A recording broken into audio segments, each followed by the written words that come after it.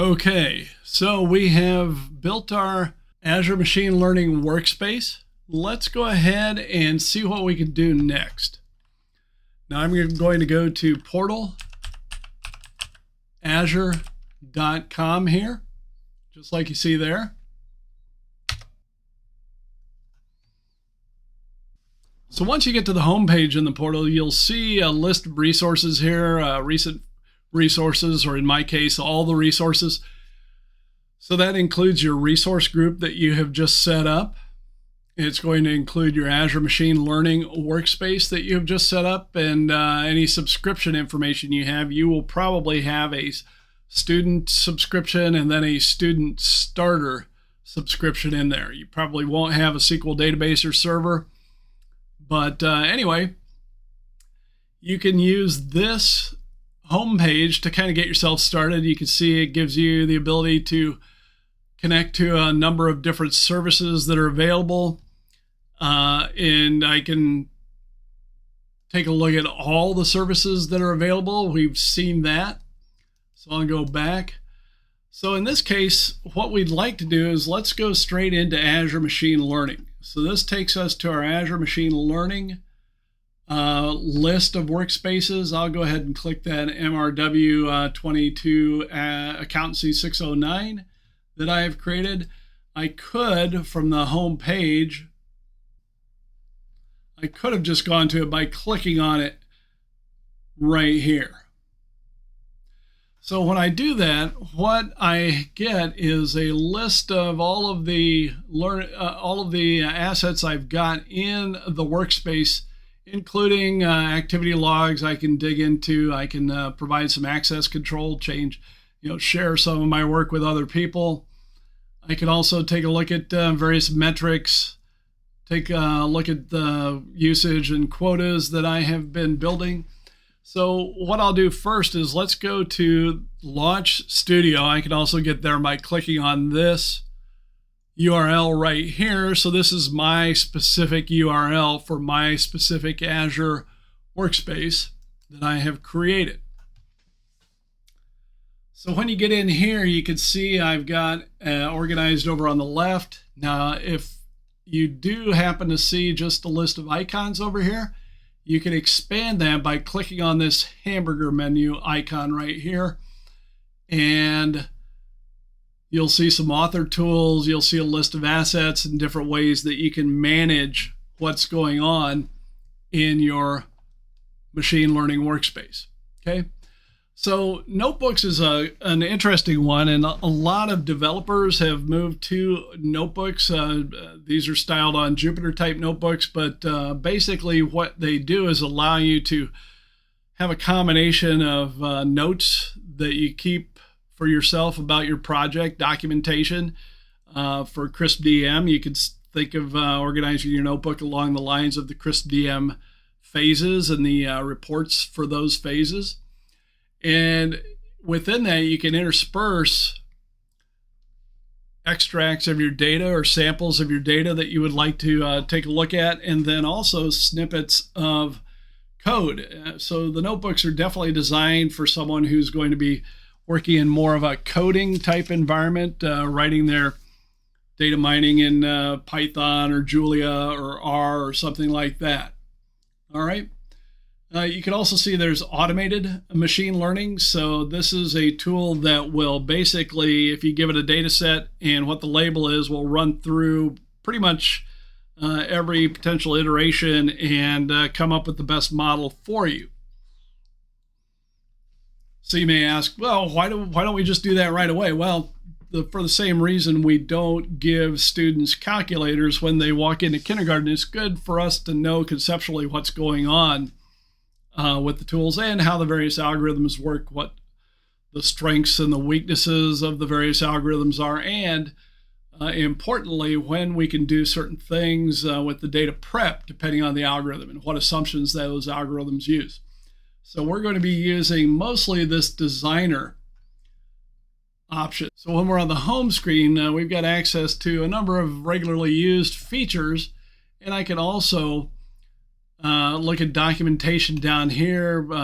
There's some documentation here about learning various aspects, automated machine learning, the SDK, training a machine learning model with Azure Machine Learning, building AI solutions. I've got tutorials, other resources that you can go through. What we'll do is we'll go straight to Designer. And Designer asks us, well, do you want to use some kind of a pre-built approach that I've already put together? And in our case, we'll say no. Let's just go ahead and build a brand new pipeline using the classic pre-built components. All right.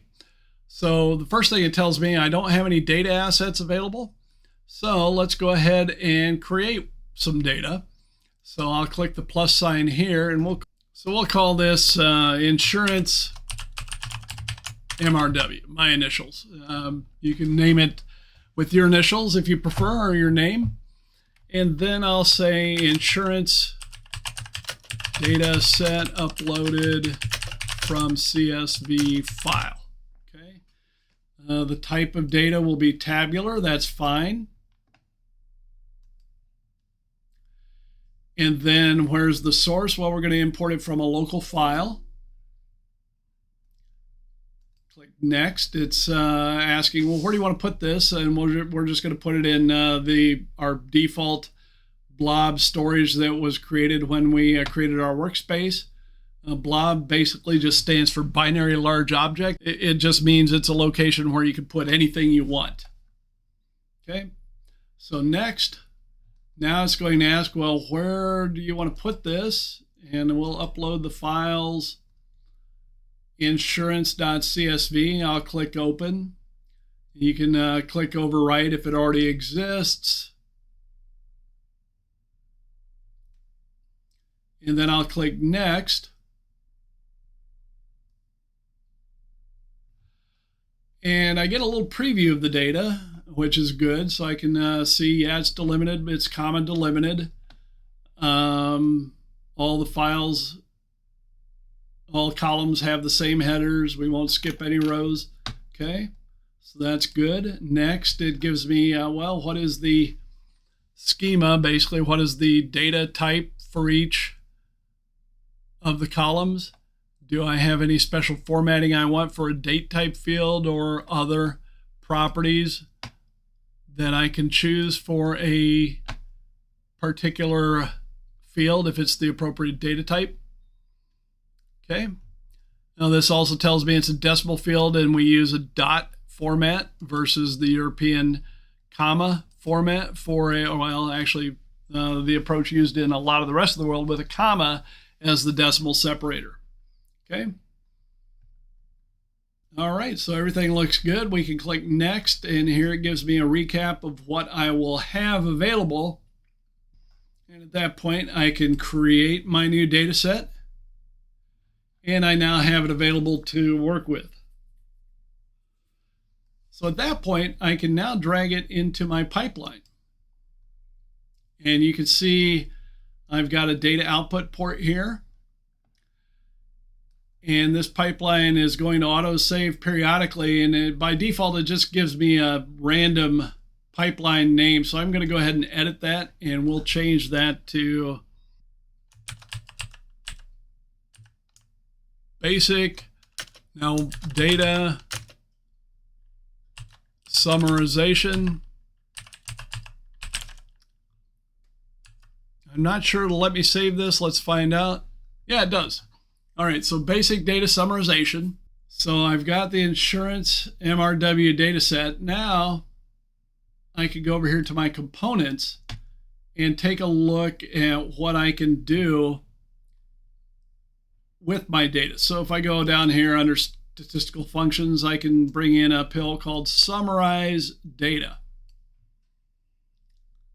And you can see we have all kinds of different pills, data transformation, some specifically for computer vision, for image processing, modeling, scoring, and evaluation, the algorithms that we can use, various text analytic tools that allow us to bring in Python code and similarly R code, data input and output, recommendation engine algorithms, and then some feature selection and anomaly detection algorithms. All right, so let's go ahead and we'll just connect the data output from insurance output, or from insurance MRW, to summarized data. Summarized data, what are we going to do with summarized data? Well, if you don't see anything over here, you can open up your settings by clicking on this little tool here. Also, if it's closed and I just double click on this, that will open them up as well. All right, so I can say, well, what do I want my output settings to do? Okay, I'll just use my default, use the default compute target, which we're going to get to in a minute. Component information. So this is a good one here. The component information allows me to see a basic description about what this pill does, but also I can get the full tutorial page on it and everything about it. So this tells me a little bit about what's going on and how to configure it. There's not much in the way to configure it, but you can see what we're going to get here. We're going to get unique, where we're going to get counts and unique counts, missing value information, min, max, mean, deviations, quartile information, median and mode, the overall range of the data, variance, skewness, kurtosis, and then we're going to get different percentile values. So all of the univariate type stats you would expect to get in a data set, and you've got a little bit more information, and usually they'll give you a sample pipeline that you can look at or connect to find out how it runs. All right, so we've looked at our summarized data settings. Let's close this, and now let's just do the settings for the overall pipeline itself. One of the first things we need to do is set a compute target. So we're going to tell it what kind of a resource do we want to be able to run this on, and we don't have one yet. So we could set up a compute instance, a compute cluster. So what we're going to do is we're going to say a compute instance, because those are less expensive than clusters, and we'll create an Azure Machine Learning Compute instance. Okay. So when we do that, we'll just call it, we can call this, you can call it whatever you want. You can give it your name, basic. Okay. Virtual machine type will stick with CPU, because CPU processing is less expensive than GPU processing, as you can see. And then we can select from these recommended options, and you can see that they are priced a little bit differently. So you can see how you've got $100 in free credits. You want to, be judicious with your use. We can also see all the different options. Here's one that's only 4 cents an hour.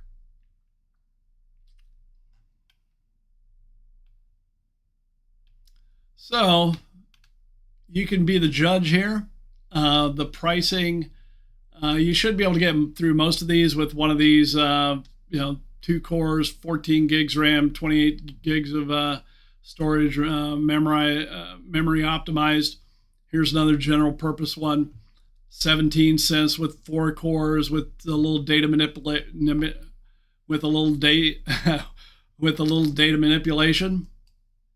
So it's even giving you a little bit of information as to what kind of workloads might work best with them.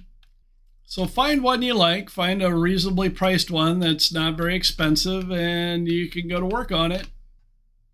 So I'll go back to the recommended one, and I'll stick with this standard DS11 V2 for 15 cents an hour.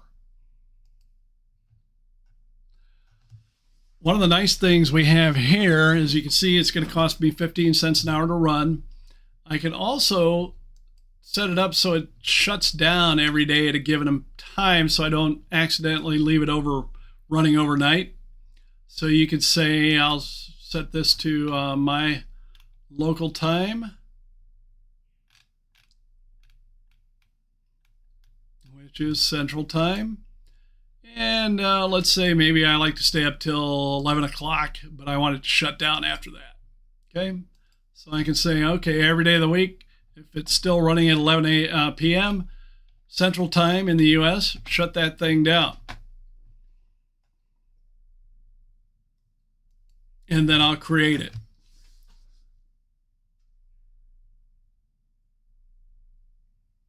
Now, it will take a few minutes to set up. So take a look under here. If I go to manage and compute, you can see I've got MR Winger 1-basic. It's creating it. So it will take a couple minutes to finish creating this. So we'll come back. I'll pause the video. We'll come back when it's done and see what we do next.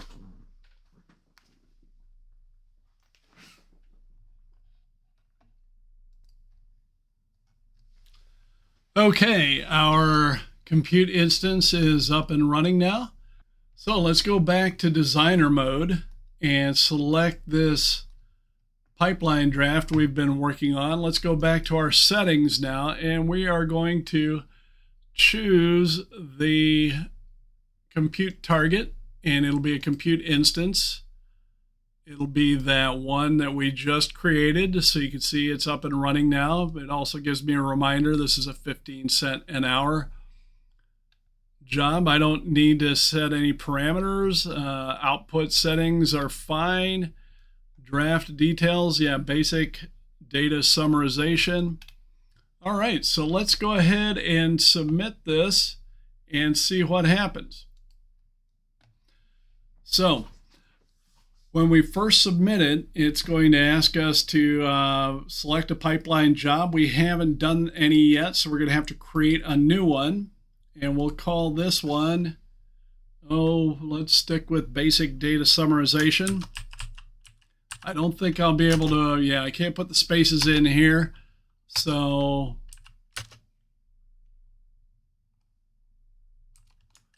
data summarization. And yeah, we can leave it like that. So now I click submit. And you can see over here, it's preparing to submit, and I can change the width of these things over here. I've got a little bit of a recap of what was going on. So what happened? Where is it now? Well, it's running, and I can go find it here under jobs, but I can also see job detail here. And it's going to take me, and you can see it's running. This summarized data task is running already.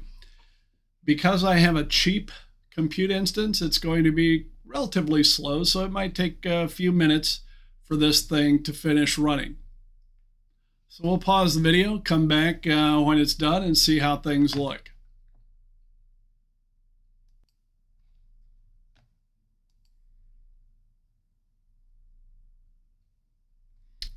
While it's running, I can bring up this job overview, and you can see it's running. We've been going for 1 minute and 10 seconds now, and then I can refresh it periodically. And when it turns green here, you can see that it's done. So let's see what it took 1:52 to run. Now, if I were to do the same thing in RapidMiner, it would be done in a second or two, but that's because I have my whole laptop at my disposal. So this is one of the things to know about cloud services is you're sharing them with hundreds or maybe even thousands of other users. So they're basically selling you little slices of computing. And so you're judicious in how you decide you want to use them. All right, so now that it's done, I can right click on this, summarize data, and preview the data. But before that, I can even do that. Let's say I wanted to preview the data of insurance MRW. So when I do that, I'm going to expand this. I can see I've got all of my various data fields, and I can get a little bit of a profile on each one. So I've got age, min, max, count. I can actually tell it to profile the data for large data sets. So here for age, I've got a histogram and I've got min, max, various metrics associated with it. Also have for my categorical variables, sex, a count bar chart, and then my histogram for BMI. So you'll see for those I've got different metrics, and those that are not not calculable for a categorical variable. All right, so what do we get when we look at summarized data? So I'll close this. So if I preview the result data set here for summarize. All right, so I've got the various columns I have, and now I can get some details on each, how many missing values. So I can see on a column by column basis what I have available. Okay, what are my distribution, my tails, if I'm trying to do a distribution. I also have my skewness and kurtosis score. So that's something to look at compared to did we have that with the view we had just playing from the data set. I'm not sure, but here we can see our kurtosis is a little bit above where we'd like it to be for age, but kurtosis we can be a little bit more lenient with. Let's see what that fourth one is. Yeah, so for children, it's fairly almost problematically skewed. And we've seen this before already with our Excel work. The charges is definitely subject to skewness and kurtosis problems. All right, so let's go back to this data set.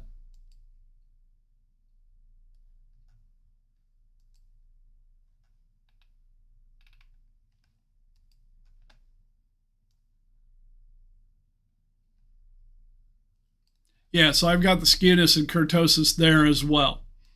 All right, and I can also see over here on the right a box and whisker plot for it, the histogram and the count of various values. Now that would be for categorical. So I can view these on a variable by variable basis a couple different ways. Okay. All right, so we have put together an experiment. We have run it. We had to create a compute instance so that we could run it.